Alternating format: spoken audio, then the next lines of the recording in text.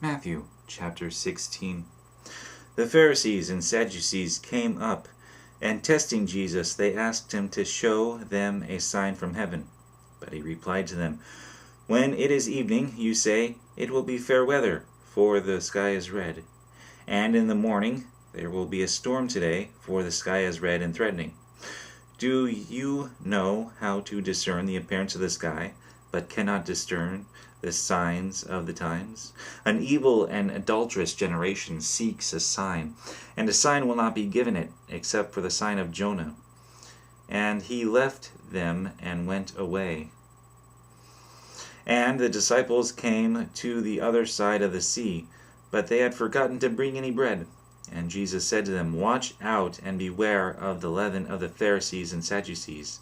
They began to discuss this among themselves, saying, "He said that because we did not bring any bread." But Jesus, aware of this, said, "You men of little faith, why do you discuss among yourselves that you have no bread?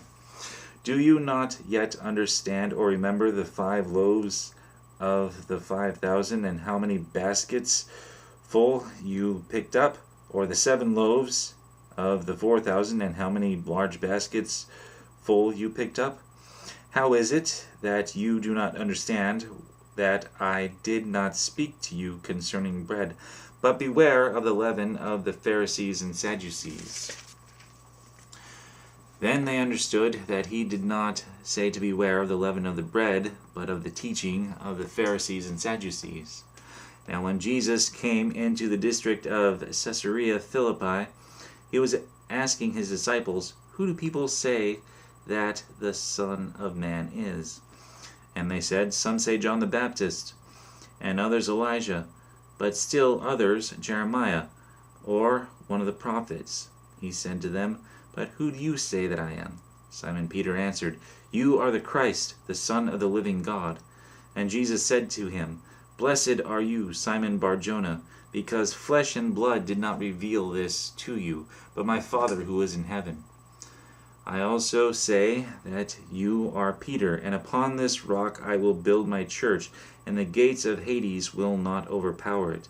I will give you the key of the kingdom of heaven, and whatever you bind on earth shall be bound in heaven, and whatever you loose on earth shall be loosed in heaven."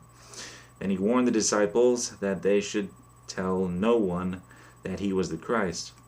From this time Jesus began to show his disciples that he must go to Jerusalem and suffer many things from the elders and chief priests and scribes, and be killed, and be raised up on the 3rd day.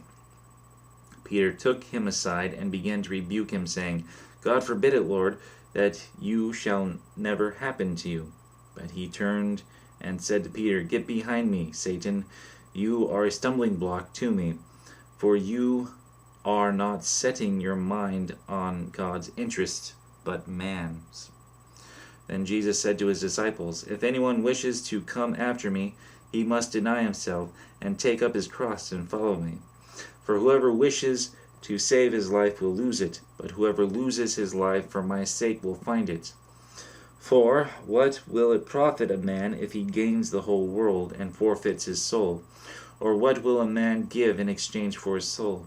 For the Son of Man is going to come in the glory of his Father and his angels, and will then repay every man according to his deeds. Truly I say to you, there are some of those who are standing here who will not taste death until they see the Son of Man coming in his kingdom."